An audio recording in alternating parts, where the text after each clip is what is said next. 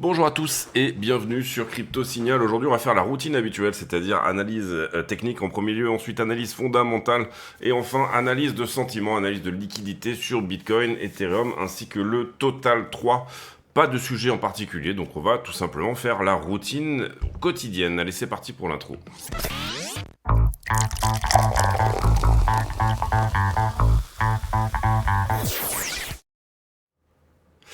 Alors, BTC en 4 heures, pas vraiment de développement nouveau, on n'a pas perdu la ligne de tendance, le momentum qui est ici, que je vais essayer de bien remettre, enfin on va le mettre un petit peu mieux posé, voilà, histoire d'avoir un meilleur alignement.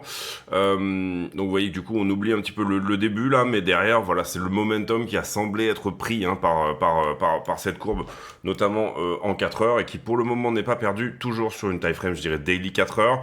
Le support est ici, 102 189, et on tient bien le momentum. Je rappelle que notre scénario privilégié, nous, c'est qu'on tiendra ce momentum avec peut-être des accélérations même au milieu pour éventuellement venir taper les 160 000 dollars avant le 10, 11 juillet dans ces zones-là. Ici, vous voyez qu'en décalant un petit peu, ça nous ramène autour du 20, courant, enfin vers la mi-juillet, quoi. Et puis que autour de la mi-juin, on sera déjà à 123. C'est nos deux targets sur ce mouvement en particulier. J'entends bien sûr cette hausse. Et voilà, c'est là où on pense que BTC peut aller sur cette hausse sans sans perdre le bas. Hein. Vous comprenez ici qu'on parle d'une hausse qui à ce momentum-là, nous, on pense qu'il va le garder, mais bien sûr que ça veut dire juste simplement qu'on ne reperdra pas ce bas-là et qu'on ne reviendra pas revisiter ces niveaux-là en ce qui nous concerne, pour ce que nous pensons. Possibilité d'une flat, bien sûr, hein, et ou d'un range, ça existe, mais c'est pas le scénario privilégié, d'accord? Il n'y a aucun problème avec ça. Ce genre de choses existe. Nous, pour l'instant, on se base sur cette idée que ça, c'est impulsif et ça, c'est correctif. Donc, du coup, on aura une impulsion supplémentaire qui pourra éventuellement ressembler à la précédente. Encore une fois, rien de magique là-dedans. Simplement, on prend le temps qu'il a fait hier pour faire la météo de demain. Gros événements en termes fondamentaux qui vont arriver, c'est le rapport NFP. Le CPI, l'indice des prix à la consommation, et le FOMC, donc le meeting de la Fed. Ces trois événements vont être extrêmement groupés, et voilà, personnellement, je pense qu'ils vont être tous bénéfiques, c'est-à-dire qu'on aura potentiellement un mauvais rapport à NFP, une légère hausse, sans que ça hausse trop, hein, une légère hausse du chômage, un CPI qui sera plutôt bon, hein, dans l'image de ce qui était le dernier, à 2,3, quelque chose qui nous rapproche des 2%, et un FOMC qui va baisser les taux. Ça, c'est mon scénario fondamental. Je vous ai montré mon scénario technique, je vous montre mon scénario fondamental, et scénario de liquidité, bah, c'est qu'à chaque plus haut, étant donné que le sentiment est quand même plutôt mauvais, et que quand on dit toutes ces choses-là, on est plutôt contrarien, hein, par rapport au fondamental, étant donné que le sentiment est plutôt mauvais, bah, on pourrait éventuellement avoir des shorters un petit peu retardataires, enfin retardataires, ou non, peut-être, pardon, excusez-moi, peut-être sur le bon endroit, mais voilà, des shorters ici qui se montrent à chaque nouveau palier qu'on est en train de passer, et qu'à chaque fois on vient squeezer.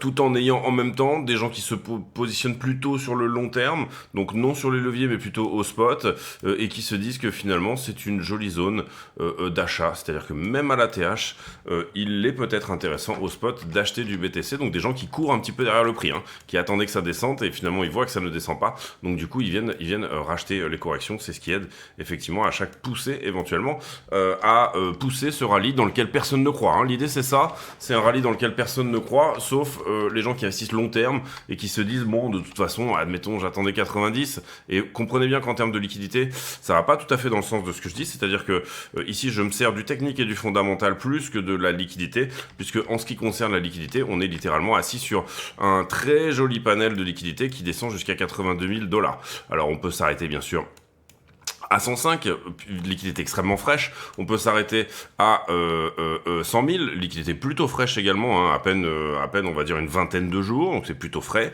Voilà, ces deux-là ici sont plutôt, on viendrait vraiment chercher les traders de position, mais encore une fois, ça n'est pas à exclure. Et s'il y a une très mauvaise news, quelque chose de vraiment sale sur le fondamental qui apparaît, outre tout ça, hein, si tout ne se passe pas comme prévu, entre guillemets, pas comme sur le plan, et encore une fois, le plan est contrarien, hein, mon plan ici est contrarien. Attention à ça, c'est contraire à ce que pense le marché, étant donné que vous le voyez bien ici, en ce qui concerne ce sondage du CME, eh bien, le FOMC aura lieu dans 22 jours, on a 97% du marché, 98% du marché qui pense que Powell ne va pas pivoter au mois de juin. Alors, est-ce que Powell pivotera en juillet? Est-ce que le marché est déjà en train de mettre ça dans ses prix?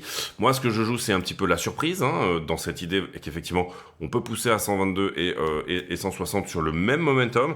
Il faut bien comprendre qu'il y a cette idée, bien sûr, le marché est déjà en train de pricer tranquillement, mais tranquillement pour le moment, le fait qu'il y aura en effet un pivot. Avec ces augmentations des chiffres du chômage et avec cette diminution du CPI, le marché est quand même en train de l'intégrer, bien sûr. Mais pour le moment, le marché considère que Powell va nous donner du higher for longer, donc des taux hauts pendant une période plus longue. Voilà pour le petit résumé en 5 minutes de à peu près tout ce qui se passe au niveau technique, etc. On reste sur le 4 heures pour le moment, restez bien jusqu'à la fin de la vidéo, on va faire le scénario du jour, c'est-à-dire plutôt se baser sur le 15 et le 5 minutes pour essayer de déterminer qu'est-ce qui va se passer dans les 3-4 prochains jours, d'accord. Voilà, on va directement voir Ethereum contre Bitcoin qui s'est un petit peu repris. Vous le voyez ici, on est toujours en 4 heures ici, vous voyez que le support était là au 0,023, pour le moment il n'a pas eu l'occasion d'y aller. Il a plutôt rebondi sur le support intermédiaire, celui dont on avait parlé également. Pour le moment, il est dans son range, c'est-à-dire que une sortie par le haut de ce niveau-là peut nous dire oui, ok, c'est pas mal, c'est pas trop dégueulasse. Vous voyez qu'on a quand même pété une petite distribution, mais on en sort plus ou moins en crabe. Et là où je trouve que c'est plutôt mignon, on va dire ça comme ça, c'est que, admettons que ça, c'était la distribution. D'accord, on a vraiment une petite explosion à la sortie de la distribution, d'accord. Donc ça j'aime bien.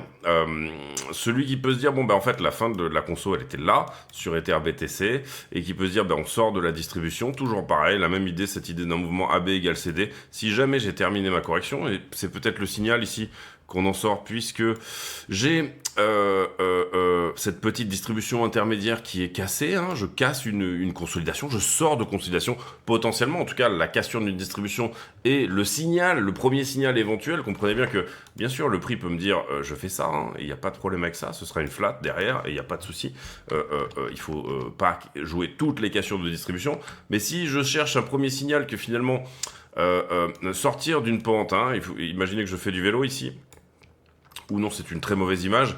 Imaginez que je suis ici en train de faire du ski, mettons ça plutôt.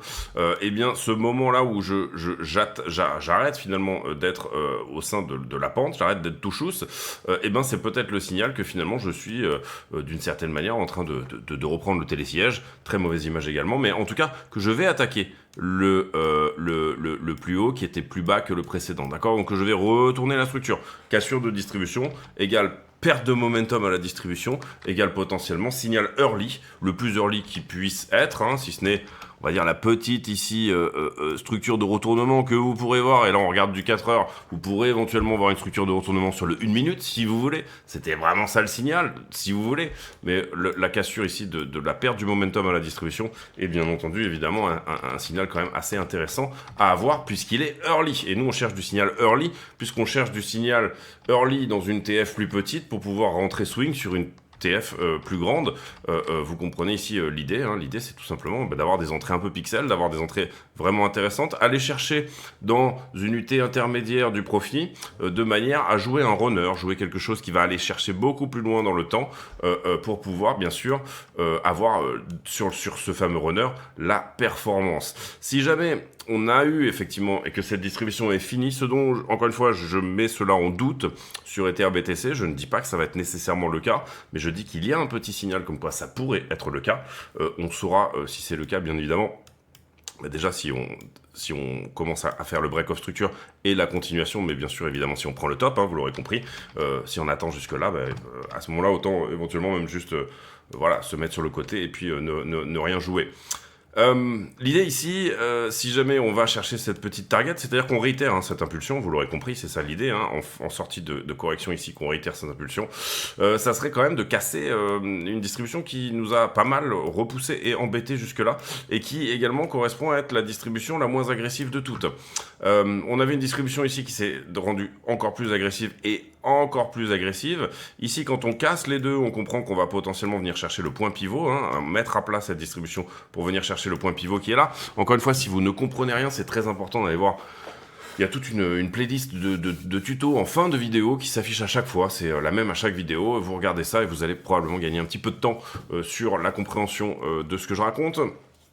J'en profite également pour vous dire de pas hésiter à vous abonner, mettre un like, c'est la base. Tout cela est gratuit. Je ne demande absolument rien à personne. Je vous partage ma routine quotidienne. Vous avez la possibilité également, si vous voulez, aider des enfants qui ont des problèmes de malformation cardiaque, de vous affilier, c'est-à-dire tout ce qui est bluffing, etc. Vous allez voir en description de la vidéo. Cette chaîne ne gagne absolument pas d'argent. Elle n'est pas faite pour ça. Encore une fois, je vous partage ma routine quotidienne, je vais faire cette routine quoi qu'il arrive. Ça peut m'aider parfois de la rendre orale, hein, c'est-à-dire parfois le meilleur moyen d'apprendre quelque chose, c'est de l'expliquer à quelqu'un. Et de l'intégrer, hein, en tout cas, voilà. Ici, en tout cas, je trouve que, bien sûr, on ouvre une target énorme. Si on vient à casser cette distribution rouge, c'est quelque chose que j'ai déjà pas mal expliqué sur Ether BTC, puisqu'on sort un petit peu de tout ce qui est extrêmement agressif dans la distribution de Ether contre Bitcoin. Vous comprenez, ici, on est sur le point blanc. Ce serait déjà un joli point de rejet, hein, 0,030, mais on en parlera peut-être une autre fois. Admettons qu'on aille là-bas, l'idée c'est quoi? C'est éventuellement de faire le recoupement haussier qui va sur la absolument moins agressive de toutes. Vous comprenez que le mouvement, il a commencé comme ça dans un canal, hein. Il a commencé comme ça, ensuite il s'est intensifié comme ça dans un élargissement, et puis ensuite finalement il s'est terminé en biseau comme ceci, d'accord? Tout cela est en train de se remettre en cause, hein, bien sûr, mais pour le moment on peut pas, tant qu'on n'a pas cassé la rouge, on peut pas dire qu'on n'est pas toujours dans la rouge, donc toujours dans cet élargissement. Tant qu'on n'a pas cassé la jaune, on peut pas dire qu'on est toujours dans la jaune, donc dans cette espèce de grosse tendance baissière, bien sûr, sur Ether. Il faut bien comprendre que si jamais on va plus haut que 0,043, donc le point jaune, hein, ici je vous donne 43, c'est la zone des 40, trouvez quelque chose à plat hein, qui pourrait rejeter pour vous dire que oui, c'est à peu près ça la target. Ouais, ici en l'occurrence, il y a quand même un truc autour des 40. Et si on vient à casser la jaune, vous comprenez que du coup on active des trucs vraiment sympathiques. Maintenant, ne serait-ce que casser la rouge, pour celui qui est vraiment qui aime bien être hyper optimiste, ça nous ramènerait déjà sur les plus hauts ici, hein, dans la zone des 0,080, puisque encore une fois, quand on casse un élargissement, on commence à jouer une target, hein, quand on casse la distribution d'un élargissement. Pour le moment, rien de tout cela n'est chose faite, encore une fois. Et ça serait un peu early que de partir d'une distribution qui est cassée sur quelque chose qui est de l'ordre du 1 heure pour finalement aller se dire que là, pas la semaine prochaine, mais dans un certain temps, on sera plutôt dans ces zones-là. Personnellement, moi, ce que je regarde et l'endroit où vraiment quand même je commencerai éventuellement à me méfier d'Ether contre Bitcoin, c'est vraiment sur cette zone des 0,30 parce qu'il y a beaucoup de volume. En revanche, si on passe au travers ici, à mon avis, ça devrait bien se passer et ça devrait passer crème pour aller jusqu'au 0,050. Si jamais, à un moment donné, on venait à passer la résistance historique, là, les 0,080, hein, concrètement, presque, ouais, c'est ça. Là, c'est un peu champagne et flipning. Pour le moment, on n'y est pas du tout. Vous voyez qu'on est encore littéralement au contact, finalement, de tout ce qui est la plus dégueulasse.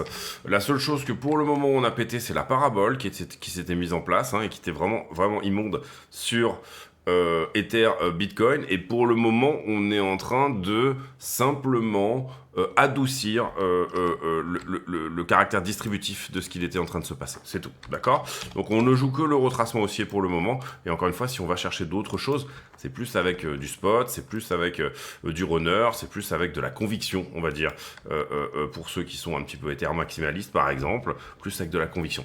Et on peut le voir sur Ether contre le dollar, qui pour le moment affiche une belle résistance autour des 2007. Personnellement, moi je l'attends plutôt sur cette zone-là, d'accord? Je parle à court terme, hein, bien sûr. Je l'attends à 6000, moi, Ether, et je l'attends à 21 000 en fin de cycle. Maintenant, je parle ici de trade. Je parle pas de... encore une fois, il faut bien faire la distinction entre toutes les unités de temps desquelles je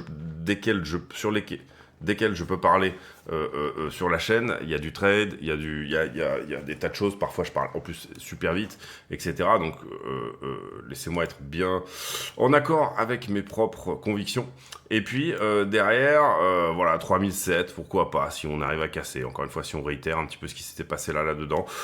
Pour le coup, ouais, j'aurais tendance à dire un petit peu moins. En tout cas sur ce move, hein, d'accord? Parce que vous comprenez ici que en général on fait des moves un peu comme ça, 1, 2, 3, 4, 5, puis d'un coup, hop, il y a un trou d'air, donc du coup, hop, on prend un trou d'air, et là c'est un peu ce qu'on pourrait dire en héliotisme, une 2, dans un plus grand degré, hein, et ici 1, 2, 3, 4, 5, admettons, c'est un peu l'idée.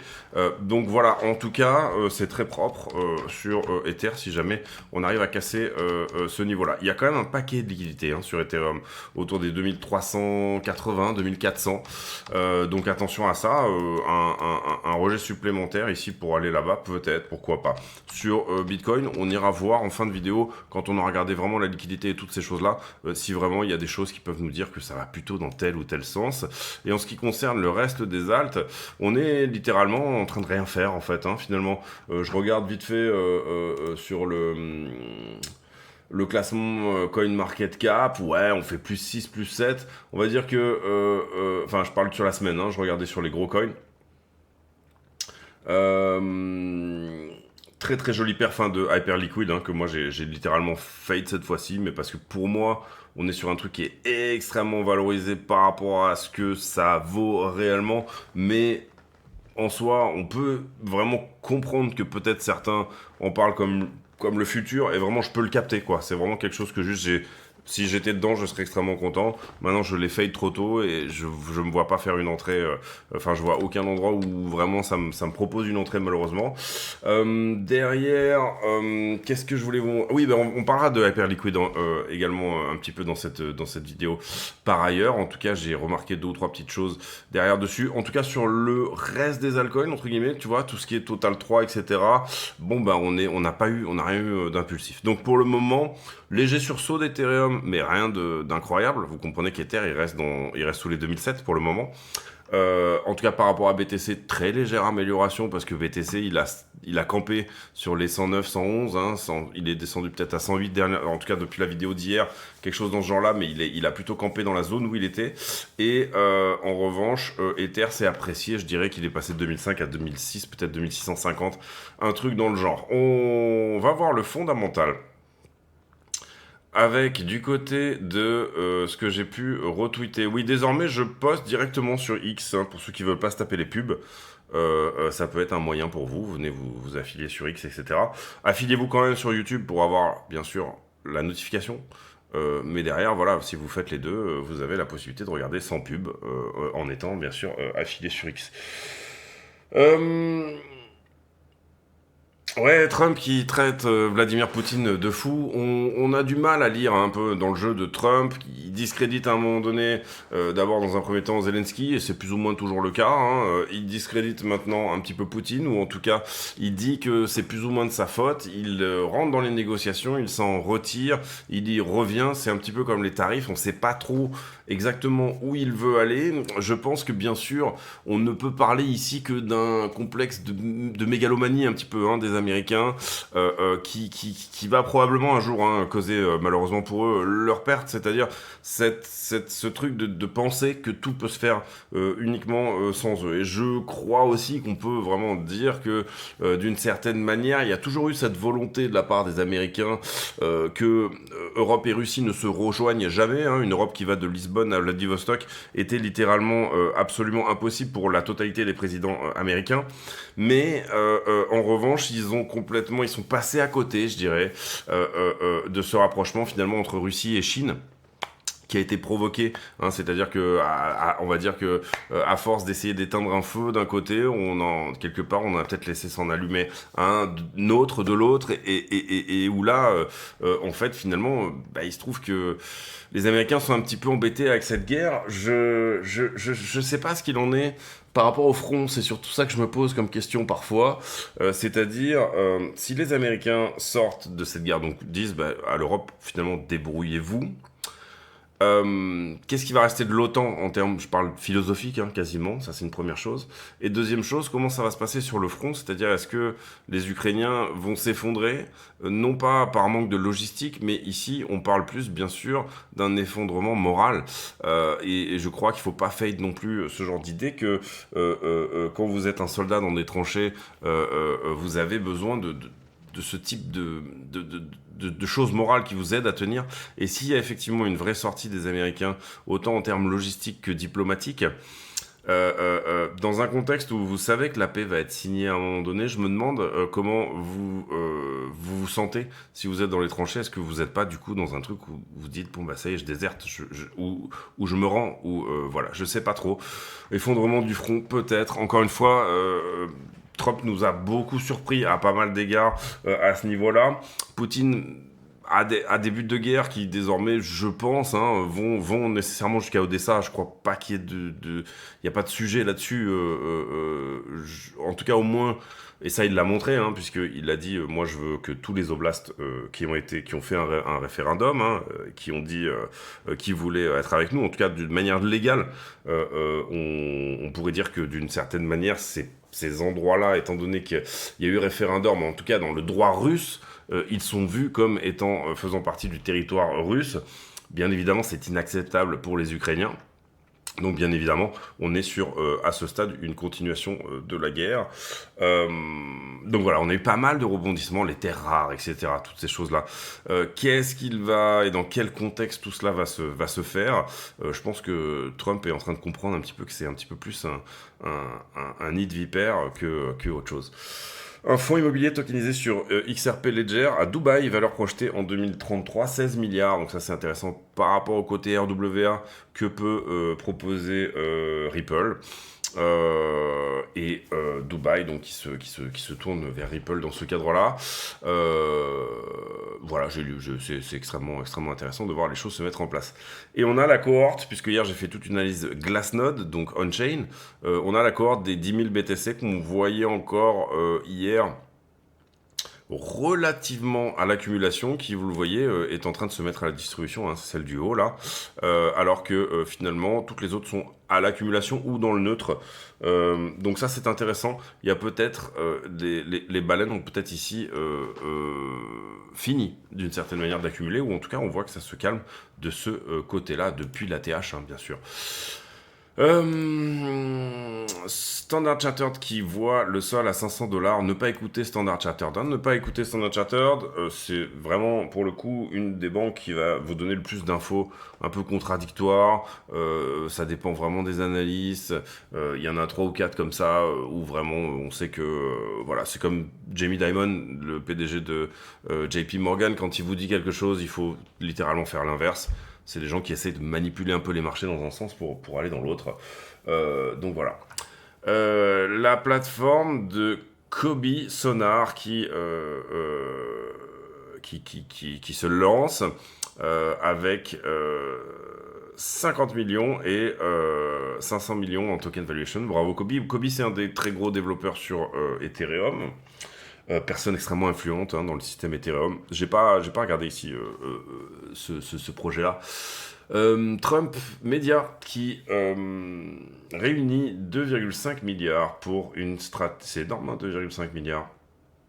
Ça paraît vraiment beaucoup pour une stratégie de mise en trésorerie de Bitcoin.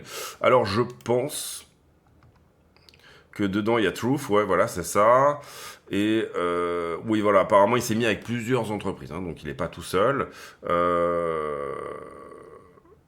Donc intéressant. Ici également, hein, on se remet un peu dans cette idée de stratégie, de métaplanète, en France, Blockchain Group, il me semble, si je ne me trompe pas, qui sont finalement sur ce genre de stratégie comment dit-on, mise trésorerie Bitcoin, hein, on va dire ça comme ça. Ici voilà également hein, on passe je pense sur le Wall Street sur le Cointelegraph, excusez-moi, Bloomberg, l'inflation française qui se calme. Alors moi j'ai pas senti, hein, je sais pas vous, mais sur l'énergie, lowest rate, le taux le plus bas sur l'énergie. Ouais. La confiance américaine qui est au plus haut depuis 4 ans. Pareil, c'est bien. Ici, les négociations US-Europe, vous savez que Trump a menacé 50% de frais de douane sur tous les produits européens. Tout cela s'est un petit peu calmé hier, où il a proposé une pause jusqu'au 9 juillet. pour faire tout simplement des négociations. Et là, il nous dit que les négociations se passent très bien. Bon, bah voilà. On commence à être un petit peu habitué. Un des soucis de Trump, en tout cas, si on peut estimer qu'il est en train de manipuler les marchés, ce qu'il était en train de faire, et qu'il y a des lits d'initiés, ce qui est le cas, j'en ai déjà pas mal parlé hier également. Mais un des problèmes de Trump, c'est aussi que à force, c'est un petit peu comme, je sais pas si vous vous rappelez, mais Musk, à un moment donné, il tweetait un peu tout et son contraire par rapport à la crypto, et par rapport, donc, et il avait un pouvoir énorme au début, et finalement, à force, c'est un peu comme crier au loup, c'est-à-dire qu'au bout d'un moment, on envoie la queue, mais personne ne te croit quand ça arrive. À force de faire la blague, au bout d'un moment, ça ne marche plus.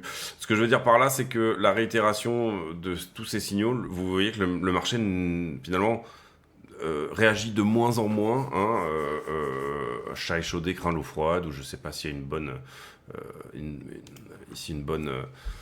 bonne manière de le dire. Les liquidations et les liquidités, 265 millions de liquidés sur la journée d'hier. Bitcoin, on est à 50 millions sur les longues, 33 millions sur les shorts. Ethereum, on est à l'inverse, plutôt en train de short squeezer avec 46 millions sur les longues et 22 sur les shorts. Ça souligne qu'il y avait un mauvais sentiment sur Ethereum, à la TH, que pas mal de monde a shorté, bien sûr. Ça souligne également que on peut estimer que quand même 20% des liquidations des dernières 24 heures l'ont été sur des shorts Ethereum. Donc c'est à mettre en proportion, c'est relativement important. Donc voilà, moi personnellement je suis en trade dessus, donc je lui souhaite de continuer. À notre ami, on avait fait le point sur ce trade en début de semaine, je crois, ou semaine dernière. Alors ici, c'est là que je voudrais vous parler de Hyperliquid, c'est là que c'est hyper intéressant également. On voit déjà qu'on a été quand même pas mal depuis la vidéo d'hier. Ici, on était dans le négatif, ici, ça va ensemble. Ici, on avait dit qu'il y avait du short, ça a été squeeze depuis. Et puis, ici, il y avait du long, on va dire que ça a été pris depuis. En tout cas, quand on est allé là, j'estime que c'est un peu le cas. Pour moi, on est ici shorté sur la fin. Pourquoi ? Parce que j'ai un prix qui monte sur la fin et j'ai un funding qui descend. Et j'ai quand même le sentiment qu'il y a un tout petit quelque chose à venir chercher sous la structure, étant donné la quantité. C'est plus, structurel. Vous voyez la quantité ici d'endroits où on n'est pas passé loin. Et à aucun moment on craque, on vient casser le slip un peu des 2%. Là, sur les 106... venir chercher 2%, vous comprenez, c'est plus 1,2 en réalité, mais venir chercher 1,2%, c'est sortir tous les leviers 50. Et pour moi, voilà, levier 50, levier 100, c'est le genre de choses sous un plus bas. Parce que vous comprenez ici que les gens ne sont pas rentrés pile sur les bottoms. Donc voilà, venir chercher un point, un ou deux points en dessous de 106 serait pour moi un truc intéressant à faire. Et là, on le voit assez bien structurellement. Quand on a un support sur Bitcoin, adore venir faire un petit tour dessous, histoire de fil tous les ordres qui attendent, puisque il y a des ordres qui attendent dans ces zones-là, étant donné qu'il y a d'autres gens qui se font liquider en face.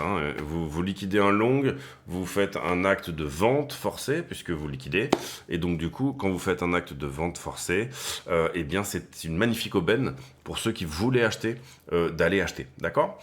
Si ici, j'ai une grosse entreprise, une grosse institution qui veut acheter d'un coup 20 000 bitcoins, admettons, je dis de conneries, mais c'est un chiffre au hasard, ils vont faire bouger le prix. Acheter 20 000 bitcoins là comme ça en appuyant sur market, vous allez pousser le prix tout de suite je dirais à 120 000, quelque chose comme ça, encore une fois les proportions, toutes proportions gardées, à 120 000 assez facilement, donc vous l'aurez payé 115. Alors que si vous essayez de pousser un peu le prix plus bas et de l'emmener dans des zones où il y a des cascades de liquidation et que vous mettez vos 20 000 bitcoins en ordre à l'achat dans ces zones-là, vous allez avoir beaucoup moins de slippage, tout simplement, et vous allez pouvoir accumuler du contrat.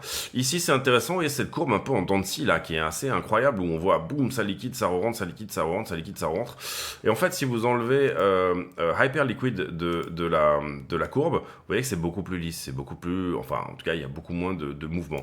Et en fait, ça tient à une grosse whale sur Hyperliquid, qui est en train de, à chaque fois, déleverager ses positions, les re-rentrer, remonter, etc. Donc, ça brouille un peu le message, certes, mais bon, c'est dans l'open interest, donc c'est important de le garder.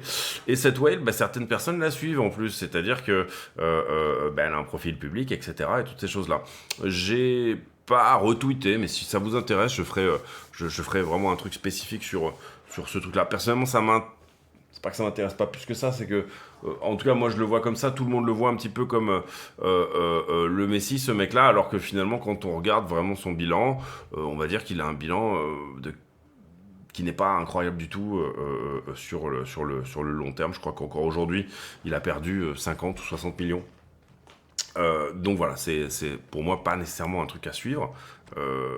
Donc voilà, mais je vous tiendrai informé éventuellement là-dessus. En tout cas, vous comprenez que ce genre de baleine, bien sûr, affecte l'open interest. Euh, Voilà pour le point sur les marchés en levier. Pour moi, petit endroit éventuellement à venir chercher ici sous la structure. C'est pas énorme, c'est pas aussi même péchu que ça, que j'ai mis en 2 pixels, mais c'est une erreur. Mais bon, voilà. En gros, malheureusement, j'ai pas d'autres endroits que la price action depuis le 25 mai, hein, ici, à vous montrer. Mais structurellement, on commence à voir quand même que venir taper un petit pourcent sous les 106, alors soit cette zone extrêmement bien défendue, ce qui arrive parfois, hein, et parfois on n'y va pas bien sûr, il n'y a aucun problème avec ça, il n'y a pas de souci, mais parfois c'est un petit peu le contraire, on a besoin d'y aller pour pouvoir ressourcer et pouvoir repartir bien sûr plus haut par ailleurs. Sur la une semaine, on est littéralement un peu au milieu de rien, avec cette possibilité d'aller à 113 maintenant, hein, ça a augmenté depuis, comme cette possibilité, comme je vous l'ai expliqué tout à l'heure, d'aller faire un petit tour, 1 ou 2% en dessous des 105, ce qui serait un niveau d'entrée assez intéressant, hein, bien évidemment. À choisir, étant donné que je suis plutôt dans le sens du long, je préférerais presque qu'on prenne la liquidité à 105 pour pouvoir finalement avoir quelque chose de plus pérenne, hein, derrière, puisque moi, là, j'ai déjà pris une partie de mes profits a été prise à 111. Quand on a touché 111, c'était mon premier point de profit. J'attends désormais mon deuxième point de profit à 122, donc comprenez bien que ça m'arrange si on est plutôt sur un mouvement un peu plus pérenne. Et je cherche pas nécessairement ici des trades à consolider des positions supplémentaires. Voilà, parce que je cherche pas forcément des positions intraday ou sur quelques jours en ce moment. Mais voilà, je trouve que 104-105 serait éventuellement une bonne entrée sur une petite UT. Là, on voit bien qu'on est au milieu de rien aussi, hein, également. Plus de short que de long, mais c'est pas flagrant sur le delta. Donc voilà, pas grand chose à dire de ce côté-là non plus. Ici, on voit que Ether est venu squeezer pour le coup ses shorts. Ça a réaugmenté, ça a remis du short par-dessus, qui était déjà plus ou moins entré sur la zone des 2007. La grande question sur Ether, c'est de se dire, bon, ben maintenant, on est probablement mûr en termes de nombre de shorts pour péter 2007, mais est-ce que on va laisser invaincus tous ceux qui sont rentrés à 2004 Je crois que sur Ether, c'est vraiment ça la question. Vous voyez ici, est-ce que tout ça, ça gagne c'est-à-dire je casse 2007 et je fais mon mouvement de continuation tout en laissant cette boîte de liquidité intacte. Alors en weekly, elle est quand même conséquente, moi je trouve. Maintenant, elle n'est pas non plus incroyable. Vous allez le voir si je vous... pardon. Si pour le coup, je vais chercher plutôt quelque chose qui est beaucoup plus large, hein, pour mettre en perspective. Vous comprenez que cette boîte à 2004, ici, globalement, elle ressemble à ça. Voilà. Donc c'est quand même, il y a un petit peu d'opacité par rapport à tout ce qu'on peut voir. Ça reste quand même un endroit intéressant, mais vous voyez que elle est quasi de la même augure que celle à 2002, celle à 2150. Voilà. Désormais, de la liquidité sur Ether, je dirais que, voilà, au niveau des 2000, il y a quelque chose d'intéressant et pas mal de monde également qui était rentré sur les 1007. On s'en rappelle puisqu'on en avait parlé. On avait parlé également de ce niveau-là. La prochaine liquidité énorme à squeezer, elle est à 3000. D'accord? À 3000, c'est jaune là. C'est des traders de position. Donc il y en a beaucoup qui sont sortis. Et sur Ether, le funding n'est pas nécessairement extrêmement négatif, donc du coup on peut estimer que la plupart ont déjà pris leur profit bien évidemment, hein, quand vous rentrez en levier et que vous faites de 3000 à 1400, vous comprenez qu'il y a bien sûr des énormes prises de profit, mais on a là peut-être ici des reliquats, des hedges aussi également, des gens qui avaient acheté spot à ce moment-là et qui du coup finalement ont acheté le support des 3000, hein, qui était un support, hein, ici, hein, je le rappelle, support et support, donc ceux qui ont peut-être éventuellement rentré sur le support, qui sont rentrés sur le support des 3000 pourraient avoir hedgé les portefeuilles. Ce qui est intéressant également, c'est quand on a perdu ces 3000, vous voyez qu'on fait directement 3000 à 2002 et là on se reprend tout de suite pour venir à 2008 et essayer de récupérer le tir, et puis finalement derrière on vient complètement s'éclater les dents sur fond d'une distribution très linéaire, ce qui à ce moment-là était plutôt propre sur Ether.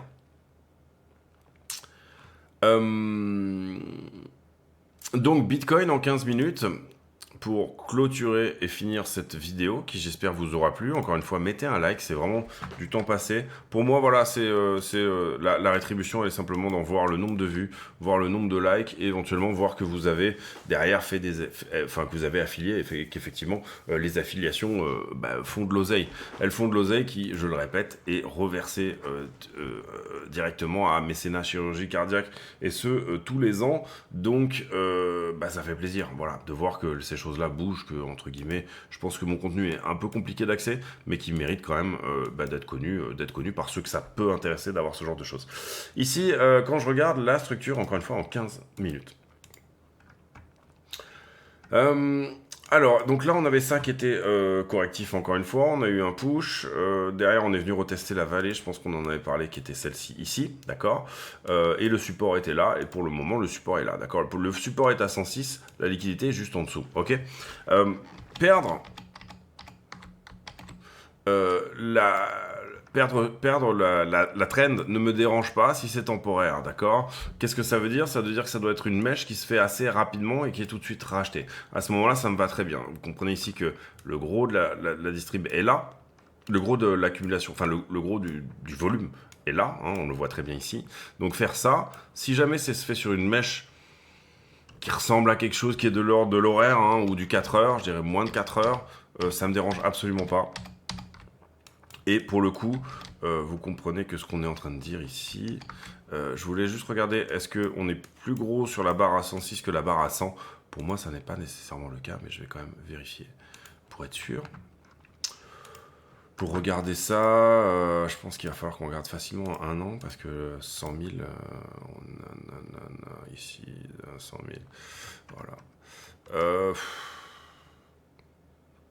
C'est quasiment du même ordre, hein. Vous voyez qu'il y en a peut-être un peu plus à 100 parce que vous avez 2 ou 3 barres différentes. Ici, elle est beaucoup plus groupée, hein, sur 105. Mais je trouve que c'est du même ordre, ça ressemble à peu près à la même chose. Donc on va les mettre avec la même opacité dorénavant. Hein. Maintenant puisqu'on a forci, hein, vous comprenez que sur celle-ci, on a forci parce qu'on n'arrête pas de donner l'opportunité. Un mec qui est rentré là, vous comprenez qu'en levier, sa liquidation, elle est là, hein, effectivement, il n'y a pas de souci. Donc, on va forcir un petit peu celle-ci en opacité pour garder une forme de cohérence, bien sûr.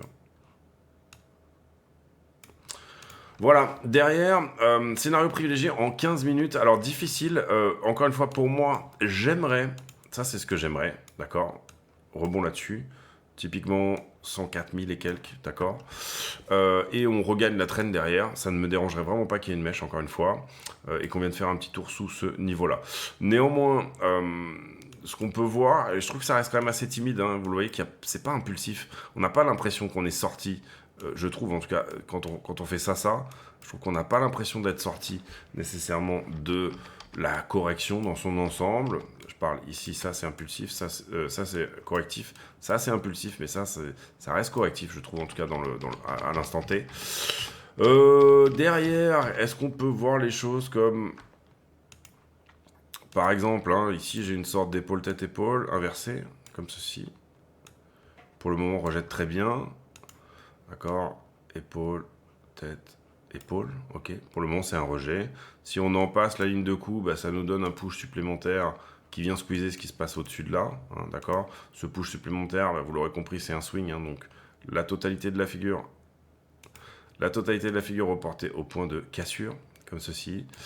Personnellement, j'ai plus un faible pour les épaules tête-épaule inversées qui sont dans l'autre sens, c'est-à-dire que celles qui sont en descente.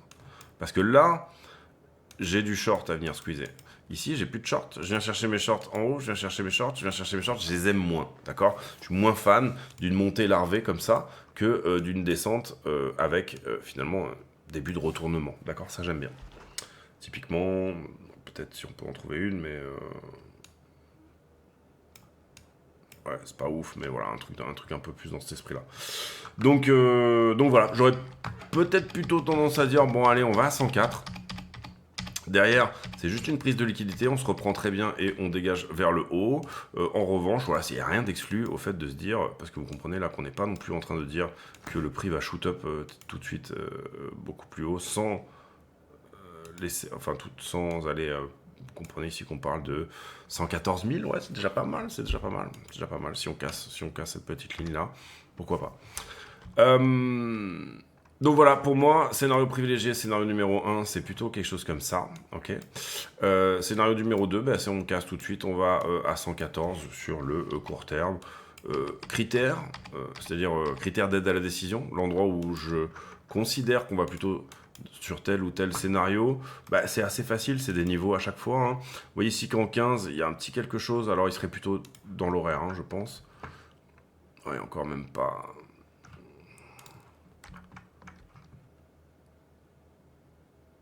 Ouais, c'est presque du daily. Hein.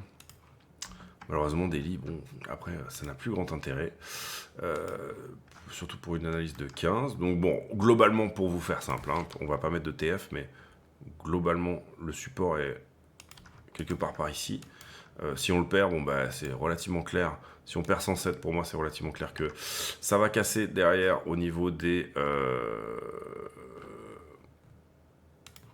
104. Ça va venir jouer 104. Et à l'inverse, on va dire la résistance, elle est là. À peu près au prix actuel. Si on arrive à s'installer au-dessus durablement, vous voyez qu'ici, c'est plutôt de la petite mèche. Encore une fois, je ne suis pas dans la bonne UT, hein, mais pour le coup, elle est cohérente en 1 heure, celle-ci.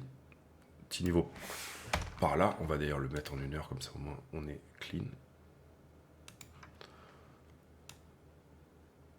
D'accord, il y a un petit quelque chose, il y a pas mal de touchettes. Voilà, en 1 heure, il est vraiment propre celui-ci. On pourrait peut-être le mettre un petit peu plus bas pour avoir en plus une touchette avec les deux autres qui sont là. Comme ça, et du coup, ça serait un 4. Donc on va le garder en 1, mais vous comprenez ici que vous comprenez l'idée.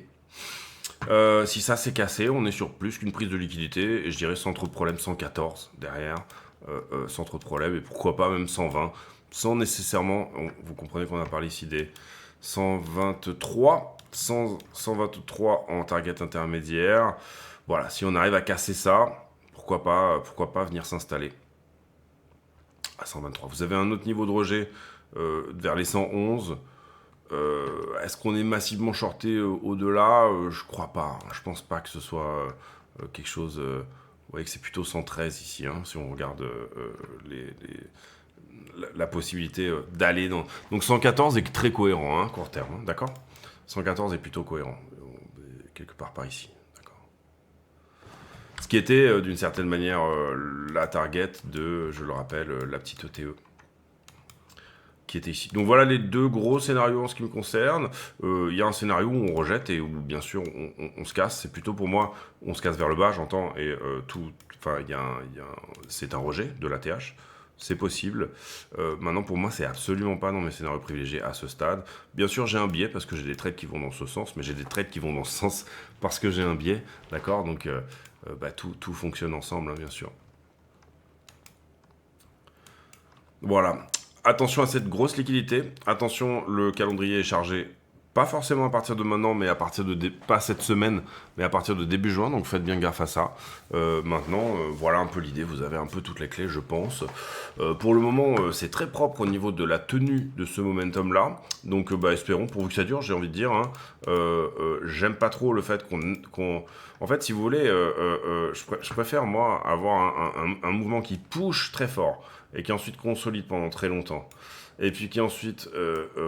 push à nouveau très fort que ce genre de montée extrêmement escalier là comme ça, d'accord, parce que à chaque fois on laisse le temps à pas mal de liquidités quand même de rentrer. Alors c'est peut-être le but, hein, c'est peut-être le but de, au final, les laisser accumuler et les laisser gagner, mais j'aurais tendance à dire que oui, ça serait vraiment clean pour faire ce genre de choses-là, si à chaque fois on allait sous la structure, d'accord? Si là on était passé sous la structure, si là même à la fin on était passé sous la structure, et si là on était passé sous la structure, j'aurais tendance à dire ouais c'est hyper propre, sous-entendu des vrais flags, hein, vous comprenez ici l'idée, enfin des vrais trucs penchés. Là j'aurais tendance à dire ouais le momentum est propre parce que finalement à chaque fois on accumule, on a quand même bouffé un paquet de liquidités pour aller en haut. Là je trouve que c'est très chargé en liquidité, voilà. Donc c'est ça qui fait un petit peu peur pour se positionner, en tout cas dans ces zones-là. Voilà les amis, j'espère que cette vidéo vous a plu. On va peut-être faire une ou deux analyses d'altcoin prochainement. Donc si ça vous intéresse, mettez en commentaire éventuellement les noms d'altcoin que vous voudriez que j'analyse. En général, j'en fais qu'à ma tête, hein. Je fais vraiment ma sauce. Mais vous me connaissez, c'est comme ça. Et puis voilà, on se retrouve demain pour une nouvelle vidéo. J'ai pour habitude en fin de vidéo de poser une question à la con, c'est-à-dire une question qui n'a rien à voir avec le prix du Bitcoin, mais qui nous permet de converser de choses et d'autres. Et en l'occurrence, la question du jour sera: est-ce que vous mettez vos couteaux au lave-vaisselle? Je sais qu'il y a énormément de distension là-dessus. Non, le chaud, ça nique la lame, etc. Personnellement, moi, je fais confiance à mon grand-père qui disait ne mets jamais les couteaux au lave-vaisselle. Au début de la relation avec ma femme, je lui ai dit non, on met pas les couteaux au lave-vaisselle, etc. Et maintenant, elle est dans mon camp, effectivement.